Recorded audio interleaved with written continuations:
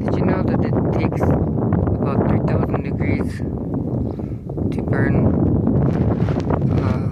steel?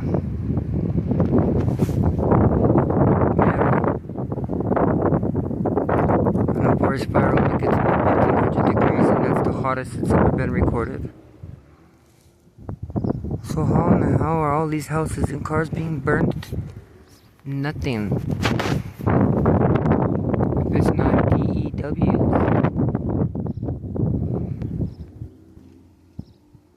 It's crazy, huh? Crazy world living in a bunch of ignorant people who still haven't realized what's going on. It's pretty sad. Sometimes I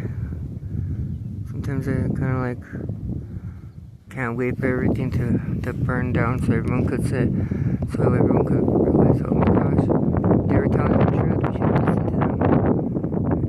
Yeah, that's just selfish thinking of me. Just really selfish and really bad thoughts. Just having a really bad day, really bad month, year, 2 years. I don't understand women. You can stay faithful to them, you can do everything, but if you don't, if you're not, if you tell them the truth about what's going on, they just don't want to be with you anymore, because they're so brainwashed from the world. You tell them the truth about God, like a lot of people don't know, and that was one. I would hear somebody talk about God and this and that. I'd be like, oh, this is a false prophet. This guy is lies straight from the pits of hell. And then when I started doing my research on it, I started realizing, how did I even come up with those things? Like, how am I supposed to know? I never researched it. How am I supposed to say that person's wrong? I used to look down on people who used to talk about Christianity and say, it's just a false prophet. He's not one of God's people. Why would he say that stuff?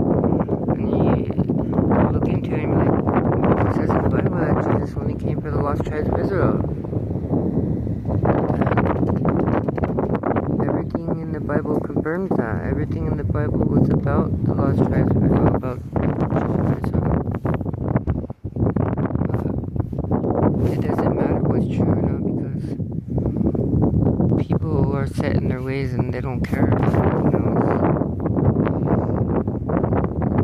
And that's the one thing I thought I would never go down my faith in God. What I knew I needed to know after watching that 100 Proofs Israelites Were White. After watching that and doing some research and making sure it wasn't just lies. It's just like the flat earth. It's common sense, and you start seeing it, and you're like, oh man, this is why I never understood this. This is why I didn't understand that. This is how come this didn't make no sense. And it all starts making sense. It's one of the biggest lies out there. The biggest lie out there, the biggest hidden truth out there, is that the Israelites, or the European people, who ended up becoming the West, the Western countries. That's why the Western countries are under attack. That's why the Western nations are under, because God's part of Bible prophecy. The beginning is Jacob and the ending is Esau. The beginning is Jacob. Abraham, Isaac, and Jacob. And Esau was the brother of Jacob, or something like that. But he went and married. We were told that God was not happy with him because he went and married a girl of another religion and something. But I never heard that it was because of race mixing, or because God said not to marry anyone out of that, because you're going to marry from the seed line of Cain. We're not taught this in church. We're not taught this in anywhere in any of these churches, except for identity Christianity, and that's why my wife is divorcing me, because I learned the truth about it. And I'm not even white. I'm half white. I couldn't understand if I was full white. And she calls me a white supremacist and all that stuff, and just going along with the woke ideology of today's people, the news and all the crap. And it just makes me sad. I'm not gonna say, oh, that's not true. I was just playing just to save my marriage. If she wants to get divorced because I tell her the truth, then I'm not gonna backpedal and say it's not true. The truth is the truth, no matter what it costs me. I'm homeless. I'm gonna be living on the streets, and it's all because I chose to believe in the truth. And I'm fine with that. You know, you only live once. If you're not an Adamite, you don't have eternal life. And you know, you look at life and you see the way things are. It's like, why is white people so blessed? And it's not because of all the lies what they've told us. It's all because God promised them. And it was just one family out of the white race. All the other races, families, mix themselves out of existence.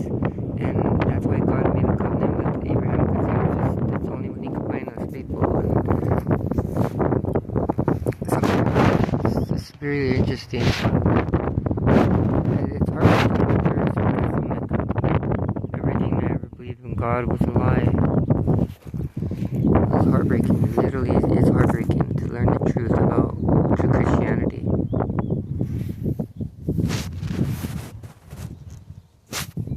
It's sad. I was depressed for about a good 6 months, realizing that my salvation wasn't even real. It was a lie. Salvation, being born again, all that stuff. Being born again, the Bible's original word, it didn't even say born again. They changed it and mistranslated it and corrupted the Bible. Being born again is just a mistranslation. The truth is, it's born from above. You're not born from the lineage of Abraham, Isaac, and Jacob, and Jesus. Then you're not born from above. And I've made peace with that. I'm a corruption of God's creation. My dad is white, but he got with a Mexican girl and mixed races, and there I am. This is something that was known very widely throughout the world just 100 years ago, maybe even 50 years ago. If you do your research, you'll see. You do your research, but people don't want to do their own research. They just want to be quick to think they know everything, even though we're just ignorant people.